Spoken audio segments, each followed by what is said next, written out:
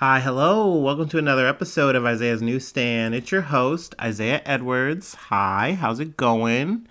It's a beautiful Sunday afternoon for me here right now in this moment. Hopefully, you're having a good one wherever you are listening to this. Um, let's see. Updates about me.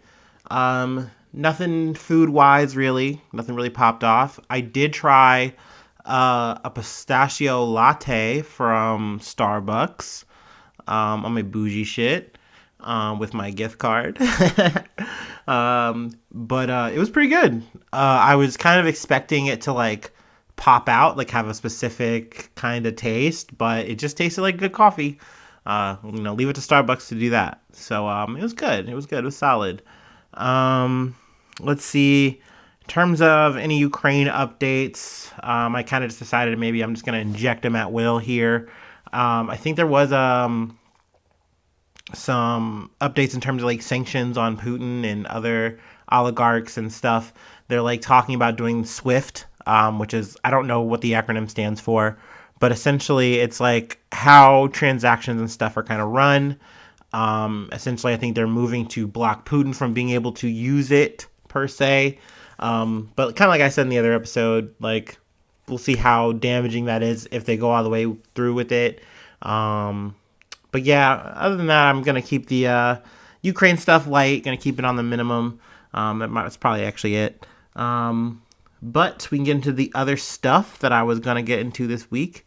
Got an update on the three officers involved in the George Floyd killing, outside of Derek Chauvin. This is coming from NBC News, but essentially they were found guilty. I believe two of the other officers are due up for additional charges as well. Let's see, we got the names of them here for any new listeners. But J. Alexander Kuing, Thomas Lane, and Tao Thao, or Tuo Thao. They were all convicted of depriving Floyd of his civil rights while acting under government authority while they failed to give him medical aid. Here it is, yeah. Kuing and Tao additionally were convicted of not intervening to stop their fellow officer Derek Chauvin from using excessive force. This is what I was kind of alluding to earlier. The men are scheduled for trial in June on state charges of aiding and abetting murder and manslaughter. Let's see, and I got a quote from Floyd's brother, Falanci. This is just accountability. It can never be justice because I can never get George back. And no matter how many times that I pray at night, I think about my brother 24/7. It is still going to be hard. So, essentially they were found guilty. We'll see what the sentencing is going to be, and I will probably give you another update there. Also, in the Ahmaud Arbery hate crimes case, there was also a guilty verdict found. Essentially, this puts him in the situation of having to face an additional life sentence. So even if there is an appeal on their initial conviction of the killing, of the murder, they're pretty much still, all three of the men are going to be, up against it, per se. Let's see here. I think I have also something I didn't know. Apparently, there was an attorney, Ben Krupp. He was involved in both of those cases, the case with George Floyd and also Ahmaud Arbery. So, it's cool to kind of, I guess, see. It's kind of been interesting, too, because I've been also following, this is a little bit of a tangent, but in the baseball situation, it's kind of cool to see just lawyers actually, really passionate about doing what they're doing, and then seeing them actually get success. Obviously it's a big money thing. It's a big win there, but it does seem like, obviously lawyers get a bad rap on both sides of the aisle, but it is cool to see a lawyer who's passionate about things, who has ambition to see change happen, and they make it happen. So it's kind of cool there. Let's see. I do have a quote from Aubrey's mother here. Ahmaud will continue to rest in peace, but he will now begin to rest in power. I thought that was really, really good. Really nice quote there. essentially, there was also some stuff too. There was a little bit addition. I got this from USA Today. Apparently, the son, I believe Travis McMichael, um, I mean, obviously I've covered, he said some, crazy stuff. He said, in text messages and stuff like that. But there was a quote, I think from someone who got on the stand, and testified that he said he wished that all black people would die. And that's so intense. Like, it's crazy to hear some of the racism from people. I think it's just kind of a situation where, like, it starts as a kernel and then it blossoms into something just completely bigger than even where it started. Like, it starts from maybe like you saw or heard something and you go, oh, well, this guy looks different from me or whatever. So this is the reason why this happened. This is why the bad thing happened. And it just balloons into this full-blown hatred. Or you just get taught it. I don't know. It's always something crazy and complex and complicated, but always the same gross ill result. Me personally, I'm glad to see that there was a prosecution here. Apparently, it's kind of uncommon for hate crimes to be prosecuted and have a guilty verdict. They're kind of hard to prove, but this is once again kind of blatant. So they were really able to track it, not just in this one moment that is quote unquote isolated between, in this killing, but like there's a history of racism between these people. And there was a plea bargain on the table. The Ahmaud Arbery family didn't really want that. And ironically, neither did the McMichaels and Roddy. I can't remember his full name. I know I should remember, but they were just really like, no, let's let it roll if you aren't going to give us what we want here in terms of plea bargain. And so I mean, now they're kind of up against it 2 times, essentially 2 life sentences. So we'll see how that goes. I might update there as well in terms of what the sentencing is going to be. Some other news. Got this from CNN. Trump's social media app goes live in Apple's App Store. So True Social is essentially gearing up, ready to go. Kind of like a follow-up to Rumble or Parler, what have you. I believe the early sign-up thing has already grown to 150,000. So, I mean, there are some eager beavers really ready to speak their truth and get some retruths out there. Essentially, the app is a lot like Twitter, very similar, just filled with Republicans and probably racists. I mean, we'll see. This is obviously Trump trying to get a platform, like straight up. I mean, I think he's been looking for it since he's been banned off of Twitter and Facebook. I think he really took it hard, took it personally.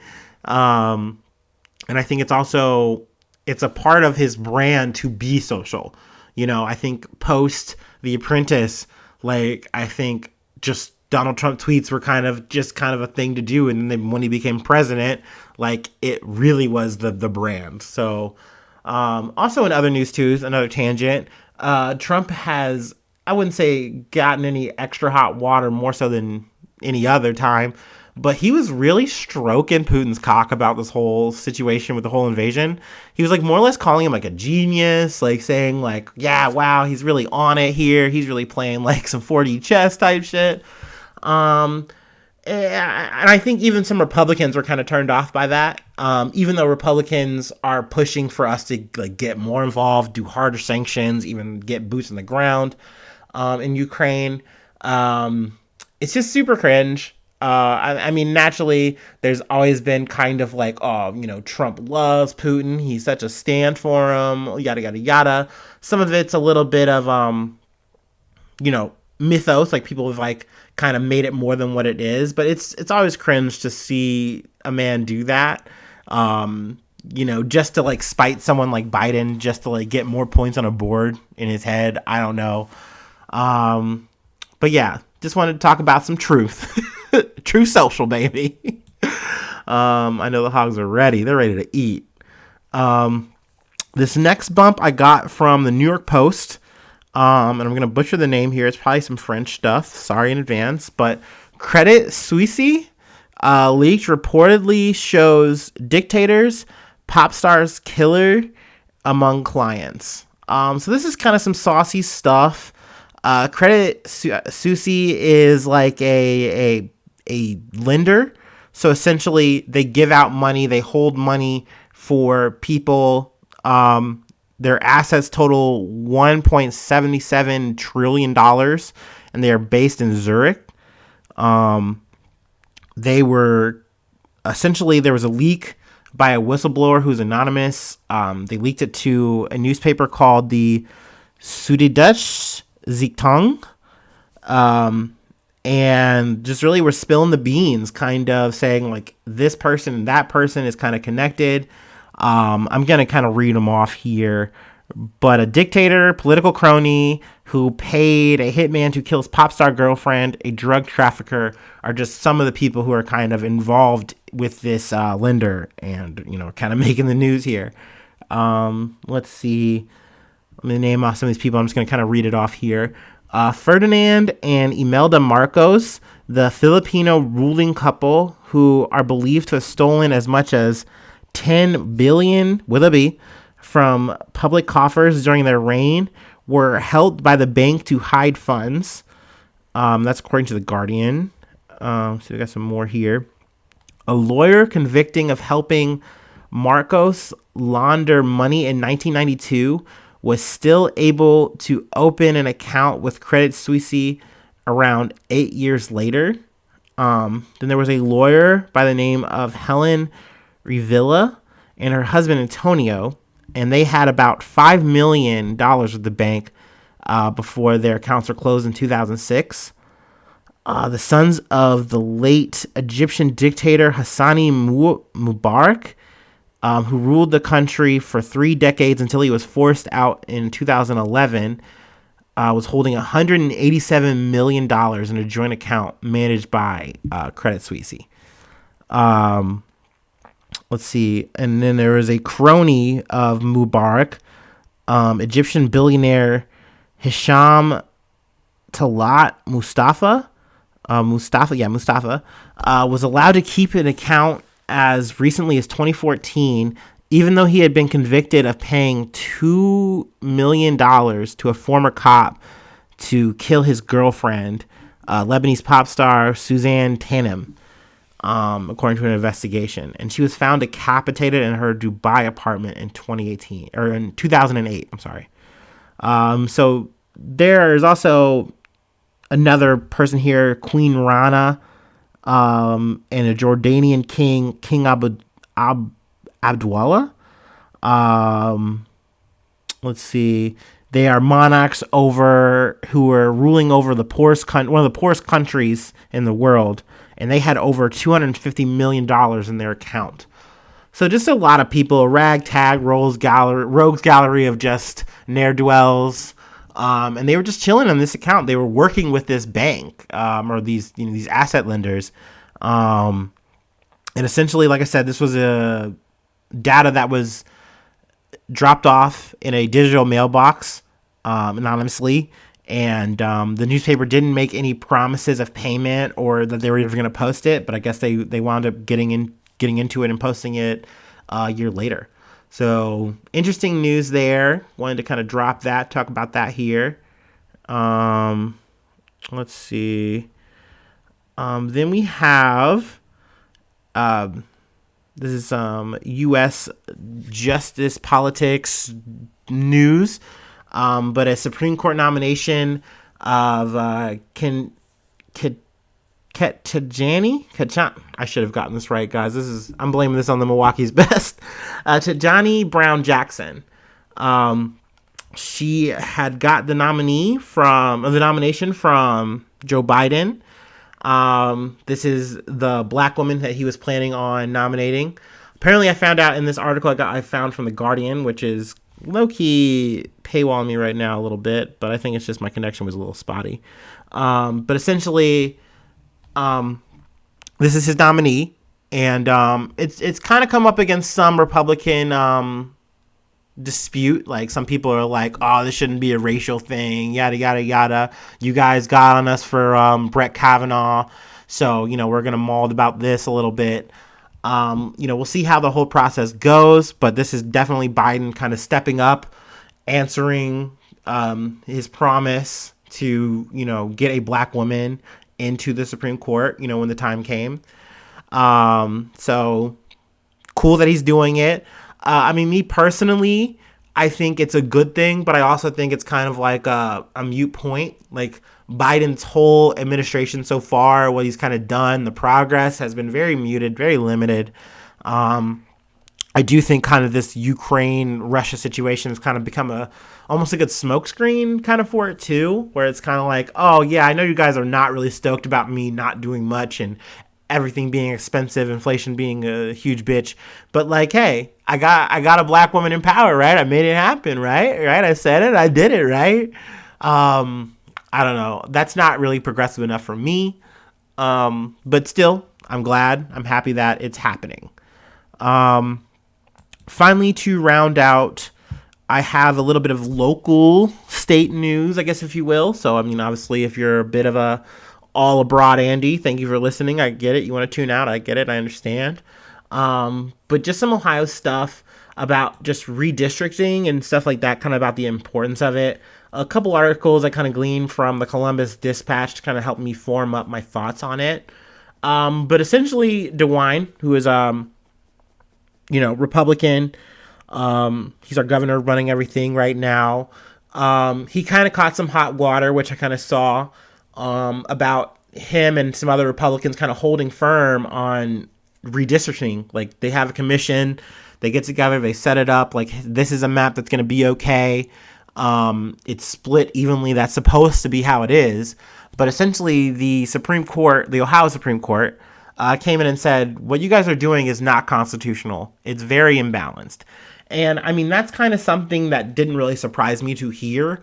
I think abroad, in terms of the U.S., people think that like Ohio is a really big swing state. It's really touted as that. And it is on paper, but in practice, it feels very Republican in a way that's very smothering. I remember during the 2016 voting election, it felt that way to me. And then you have to think too that that's on a national scale. On a local scale, it's almost twofold, even more so. Like, what you experience there is even more that in the local races. So it's a situation that is very confining. If you're a Democrat, if you want to vote liberal, it doesn't feel like it's a swing state. It really feels like it's Republican, and you just kind of get lucky sometimes. But essentially, I think the redistricting conversation is there to help change that. Now, granted, there has been one that is approved that is still pro-Republican. I think it kind of sways like 54-42 or 54-47. I don't know. I'm kind of just freeballing this one a little bit here. But essentially, for 4 years, it's kind of been set once it gets approved. But it's still a little bit more balanced. It does give a little bit more power to Democrats and Democratic areas to kind of have more of a chance, more of a say. So I thought that was pretty cool and good, and wanted to kind of put that out there. And of course, on all this kind of shit too, if I ever get anything wrong, you guys will let me know, right? You guys will say something. And if not, I'm okay with that too. Let me be wrong and loud on purpose, I guess, whatever. But we kind of missed the smoke break here. I kind of just started yapping. I didn't stop. So we're going to hit that here before I hit my show mode.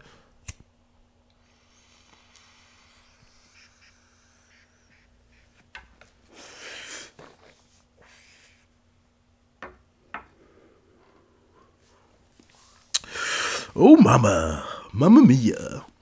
But as always, thanks for sticking around. Thanks for having me. If you feel like getting social, like I said, I have a Gmail. That's IsaiahNews1@gmail.com. Also, that is the Facebook. There's Isaiah News for the Instagram and Isaiah_News for the Twitter. As always, if you're feeling like getting into the Discord, getting the shout out, because that's also something we do, go to the patreon.com/Isaiah News. $5 get you in the fucking newsy group, and I will give you a shout out on the podcast, and then I will also allow you to be in the Discord, and you can talk with me, and hopefully the group I'm trying to build here, try to cultivate. But as always, I hope you guys have a great week. I hope that there is lots of good food and good fortune for you. stay safe, and hopefully I see you soon for some more good news. I love ya. Bye-bye. Mwah.